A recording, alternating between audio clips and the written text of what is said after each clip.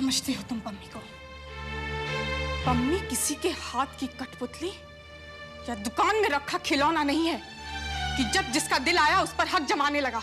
तुम्हारी हिम्मत कैसे हुई ऐसा ऐलान करने की? और कोई तरीका नहीं था।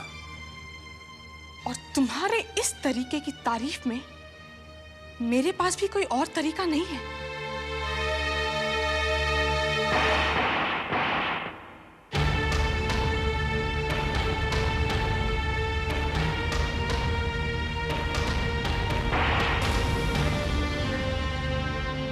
कोई बीच में नहीं आएगा। आइंदा तुम इस घर में नहीं आओगे। चले जाओ यहां से।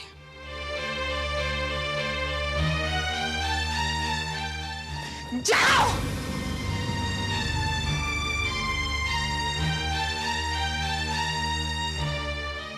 इस घर में किसका किसके साथ क्या रिश्ता है, उस बात में रोहित शर्मा जैसे लोग दखल नहीं देंगे। जाओ यहां से। मैंने कहा जाओ जाओ जाओ।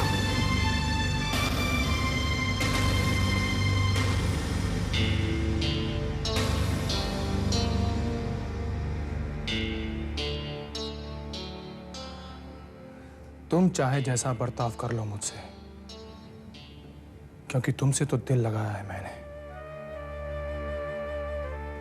पर अगर कोई तुम पर नाजायज हक जमाने की कोशिश करेगा तो वो जान से जाएगा।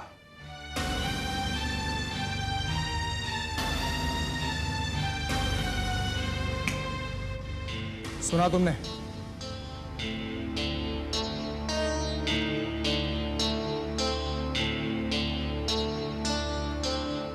सुना भी और देखा भी।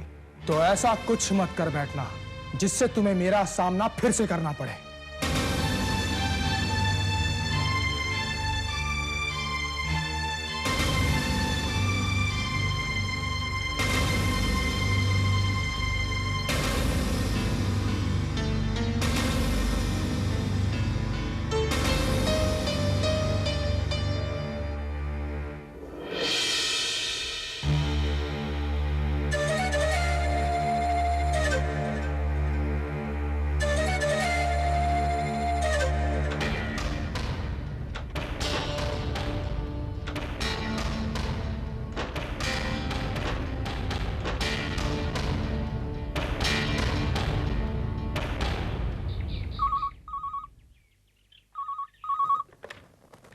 वर्मा।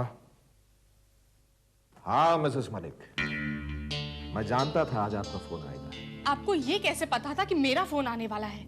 इंट्यूशन। जिन सीनों में दिल धड़कता है वो दिल कभी कभी बात करता है, और दिल जो कहता है उसे इंट्यूशन कहते हैं। एक जमाना था मिसेस मलिक जब आप अपने दिल की बात सुना करती थी।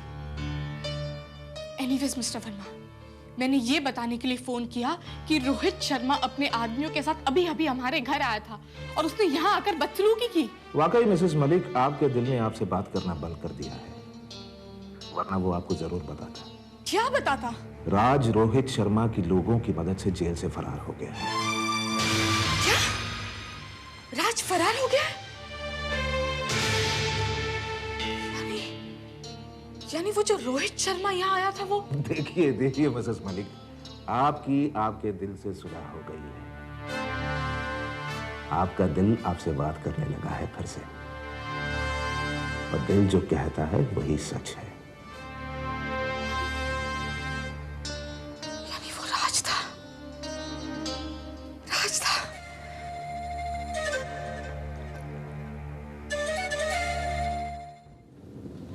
बुरा ना मानो तो एक बात कहूँ चीफ? हाँ बोलो। अयाशी की चीज को मंदिर में नहीं रखना चाहिए।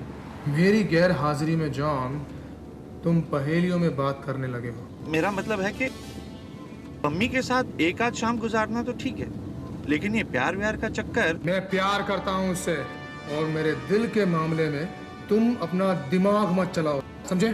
पर भाभी, जरूरी नहीं है कि हर बात उसे बताई जाए, और जो भी अपनी जुबान खोलेगा वो बेजुबान कर दिया जाएगा। Now shut up and sit quietly. ये रोहित शर्मा तुम पर इतना मेहरबान कैसे हो गया? और ये राज कौन है जिसके नाम की माला तुम जप रही थी?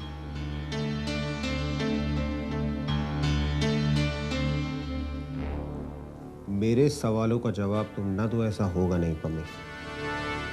जवाब तो तुम दोगी। किस हक से पूछ रहे हो तुम ये सब? मौके की नजाकत को देखकर पेश आओ, और फिलहाल मेरे सवालों पे सवाल ना पूछो तो बेहतर रहेगा। मुझे तो ये समझ में नहीं आ रहा है कि मैंने इतना गुस्सा दबा कैसे लिया। तुम्हारे ऐतराज के हर रंग को झेला है मैंने पम्मी। तुम्हारी बेताल्लुकी और रोहन से तुम्हारी शादी में बर्दाश्त कर गया, लेकिन मेरी बर्दाश्त को लेकर अगर तुम्हारे अंदर कोई भी गलतफहमी है तो उसको आज मैं दूर कर देता हूँ। बताओ बताओ, ये रोहित शर्मा का क्या मतलब है और इस राज के क्या मायने हैं? बताओ बताओ। इसके मायने और मतलब ये है कि पानी पर लकीर खींचने की कोशिश मत करो। तुम चाहे देव हो या ना हो, देव पम्मी के लिए मर चुका है। Rohan, would you stop this? पहले रोहन, फिर राज, फिर रोहित शर्मा। पम्मी ने इस रफ्तार से अपनी जिंदगी जी है। देव को तो न जाने कब का भूल चुकी। रोहन, मुझे नजरों से गिरते जा रहे हो तुम। मैंने नजरों में उठकर भी देखा। मैं तब भी कंगाल था और अब भी कंगाल हूं। जब मैं तुम्हारी जिंदगी में था तब भी राज और रोहित शर्मा तुम्हारी जिंदगी में दाखिल हो ही गए थे ना। ये मेरे पेशेंट राज की बहुत बड़ी हमदर्द हो गई थी। रोहित शर्मा के साथ ही फेरे लेते हुए पकड़ी गई थी। रोहन, ये बयान जो तुम दे रहे थे पम्मी के बारे में था ना? इतनी कड़वाहट है तुम्हारे मन में मेरी बच्ची के लिए? मेरे साथ आओ रोहन, बहुत दिन हो गए तुमसे कोई बात नहीं की।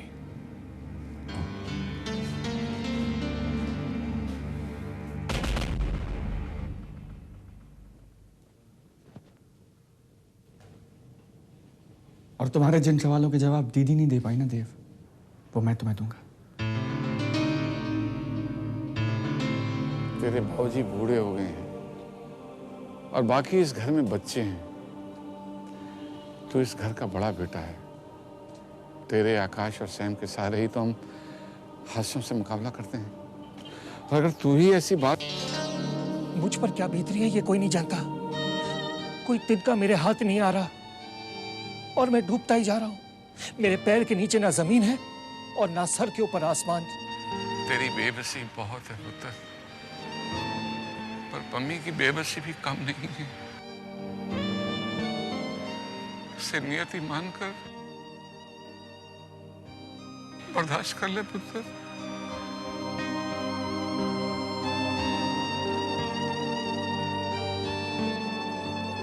ये जो कुछ भी हो रहा है देव, ये सिर्फ इसलिए हो रहा है कि पम्मी दीदी अपने देव से बेहद प्यार करती थी। जब भी दुनिया ने उनसे कहा कि देव की मौत हो गई है, तो वो अपने देव को जिंदा रखने के लिए अपने दिल को अलग अलग बहाने देती थी। ये बस। क्या बहाना हुआ कि मेरे प्यार में पम्मी रोहित शर्मा से शादी करती हुई पकड़ी गई? तुम्हारी दलीलें चाहे जितनी भी पुख्ता हो, मेरी तो ये बात समझ में नहीं आ रही। देखो देव, समझ। सैम, तुम्हें और ज्यादा समझाने की जरूरत नहीं है। मैंने जो किया या मुझसे जो हुआ, उसका मुझे जरा भी अफसोस नहीं है। देखने वाले को गुनाह लगे, पर मैंने कोई गुनाह नहीं किया। दिल की उंगली पकड़कर चली थी मैं उन रास्तों पर। तुम किसी गैर मर्द से शादी कर रही थी, इस बात का तुम्हें अफसोस नहीं है? मेरे सामने आकर कोई तुमसे प्यार का दावा करता है, मुझे इस बात का बुरा भी नहीं लगना चाहिए। तुम्हें अगर इतनी सी बात का बुरा लगा है, तो जब बाकी की सच्चाइयां पता चलेगी तब कैसे बर्दाश्त करोगे? दीदी, आप क्यों बात बढ़ा रही हैं?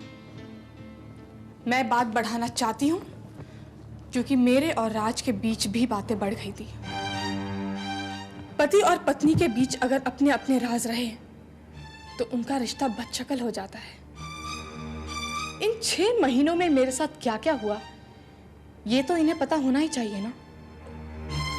बातें बताने के बाद देखते हैं कि हमारा रिश्ता कितना रहता है और कितना मिटता है। मेरे और राज के बीच एक ऐसी रात आई थी जिसमें हमारी नजदीकियां उतनी ही थी जितनी एक पति और पत्नी के बीच होती है।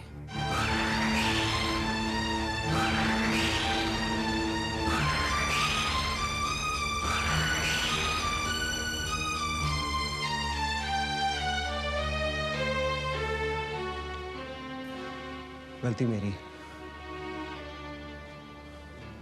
अगर मैं यहाँ पर होता और ये सब कुछ हुआ होता तो मैं तुम पर इल्जाम लगाता, लेकिन मैं यहाँ नहीं था और जो कुछ भी हुआ मैं तुम्हें बेवफा नहीं कह सकता, इसलिए मैं तुम्हें और अपने हालात दोनों को माफ करता हूँ। जानते हो, जो मेरा देव था ना, वो इस सूरत में ना मुझे माफ करता और ना उन हालात को।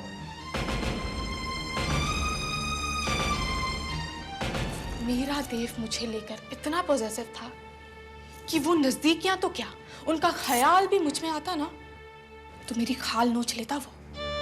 उसके लिए ये पम्मी सिर्फ उसकी है, इस जहान में भी और उस जहान में भी। लेकिन पम्मी, लेकिन पर अगर से परे है मेरे देव का प्यार। तुम अगर देव हो तब भी तुम्हारे अंदर देव सा कुछ रहने क्या है? ना तुम्हारे जज्बात में वो महक है और ना तुम्हारा दिल उस रफ्तार से धड़कता है। तुम अगर देव हो तब भी मेरा देव तो उस एक्सीडेंट में मारा गया और तुम्हारे पास सिर्फ देव की शक्ल रह गई है।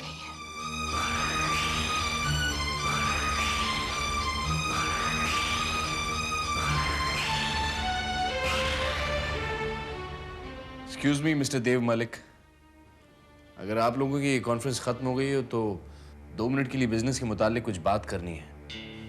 Please excuse us, please.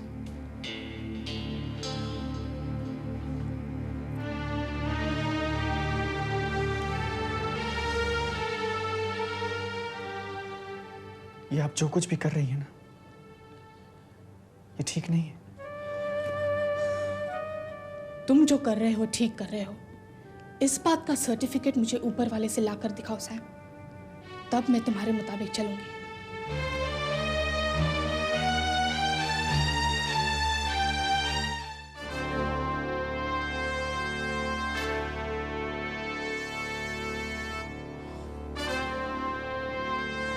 अपने हालात का आंखों देखा हाल देखा मिस्टर देव मलिक। ये जो 2 लोग हैं ना, रोहन और अनु, ये दिन रात लगातार तुम्हारे खिलाफ सबूत इकट्ठा करने में लगे हैं।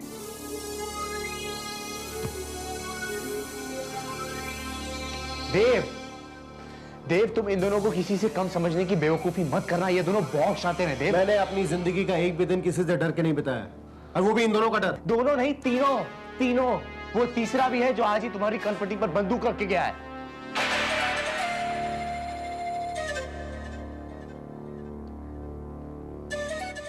हाथ में बंदूक पकड़ लेने से कोई रोहित शर्मा नहीं हो जाता।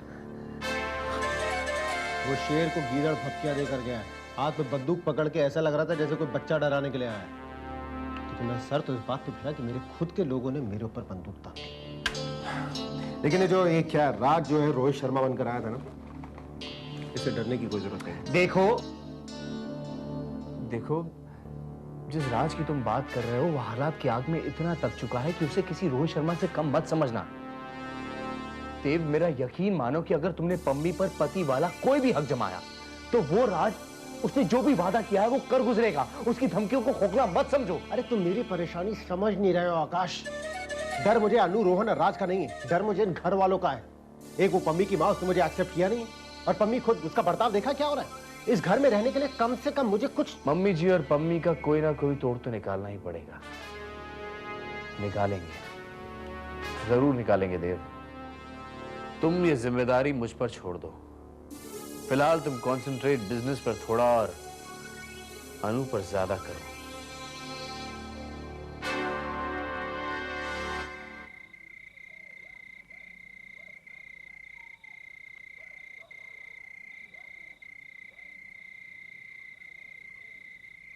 पापा, मुझे नए घर में नहीं रहना है। मेरे फ्रेंड्स यहाँ नहीं आ सकते। अगर आपके फ्रेंड्स यहाँ पर नहीं आ सकते तो आप अपने फ्रेंड्स के पास चले जाइएगा। लेकिन रोहित, तुम एकदम से कहाँ चले गए थे? एक बहुत बड़ा कर्ज चढ़ गया है मुझे, उसका पहला इंस्टॉलमेंट देने गया था। अब बहुत जल्द ये कर्ज उतारना है मुझे।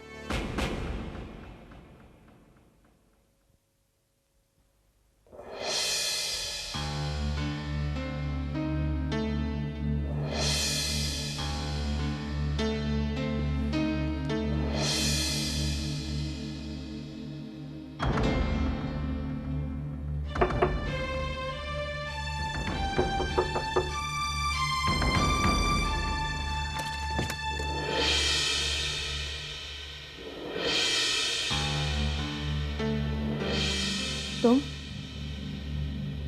मैं?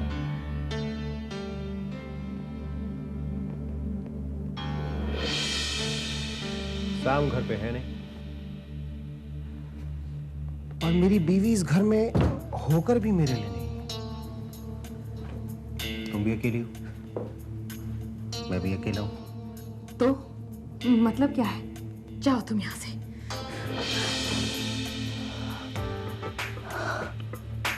जब रात काली हो ना, इतनी काली कि दिल घबराने लगे, जब सितारे बुझ चुके हो, तो कोई भी इंसान अपने सबसे अच्छे दोस्त के पास नहीं आएगा तो कहाँ आ जाए।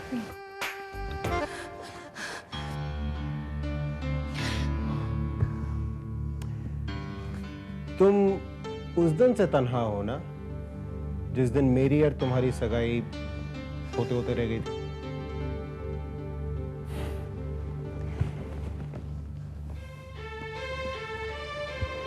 और मुझे तन्हाई का तजुर्बा अब जाकर हुआ। मुझे बताओ ना अनु, इस तन्हाई से कैसे निपटा जाता? जाओ तुम यहाँ से, प्लीज। देव,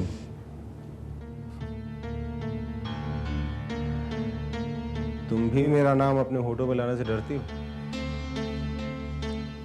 यानी कि तुम भी अपनी तन्हाई के आगे बेबस हो। लेकिन मेरी ये दोस्त इतनी बेबस तो कभी भी नहीं थी। फर्ज करो कि तुम्हारी और मेरी सगाई हो गई होती, क्या शक्ल होती हमारी जिंदगी? एक बात तो पक्की है कि नजदीकियां हमसे सीखती कि नजदीक कैसे आ जाता है। क्या हुआ?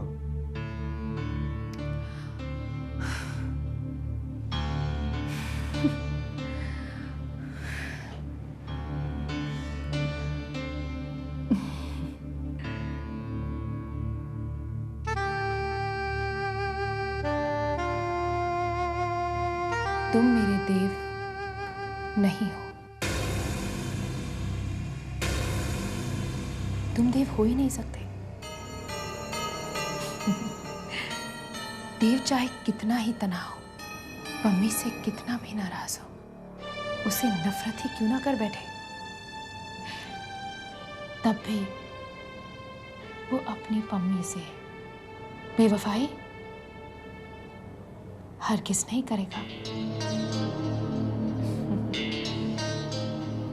वो देव ऐसा देव है, तभी तो मैं उसकी दीवानी हूं। तन्हाई तो मैं तुम्हारी भी दूर कर सकती हूँ। पहले तुम ये तो बताओ कि तुम हो कौन? नाम क्या है तुम्हारा? कौन हो तुम?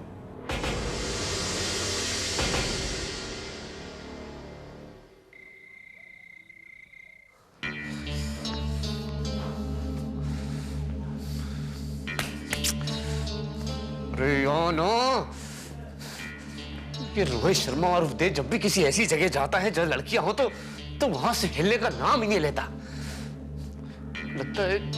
लगता है लड़कियों की संगत में इसकी घड़ी कुछ अलग ही रफ्तार से चलती है। बस इतना कहा था कि अनु से देव बनकर तुम मीठी बातें कर लेना ताकि एक दुश्मन कम हो जाए, पर ये जनाब तो मिठाई। अरे मैं तो शुरू से जानती थी कि तुम देव नहीं हो। तुम तो मुझे आज बता रहे हो ना। हाँ, बाकी जो तुमने मुझे बताया वो मुझे पता नहीं था। ऐसा शक था कि आकाश के साथ मिलकर तुमने ये खिचड़ी पकाई जरूर है। मैं आकाश को नहीं बताऊंगी कि तुमने मुझे सब बता दिया है, पर आकाश का पत्ता तुम जल्दी साफ करो जैसा तुम कह रहे थे। मेरा पत्ता साफ करोगे तुम दोनों? कौन दोनों नंदोई जी? मैं तो अपने इस कमरे में बिल्कुल अकेली। एक्चुअली मैं आने वाले एक दिन की रिहर्सल कर रही थी। देखो तुम बाज आ जाओ परजाई। तुम बाजी हार जाओ तो मैं बाज आ जाऊंगी। तुम्हें 25 बार समझाया कि खुली आंखों से सपने मत देखा करो। एनीवे थैंक्स आकाश। काय का थैंक्स?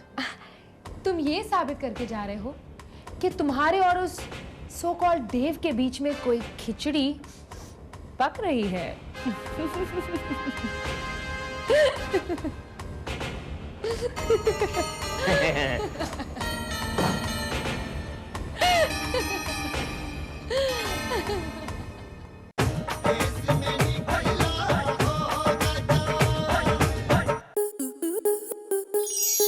स्टार प्लस के YouTube पेज पर आने के लिए आपका धन्यवाद।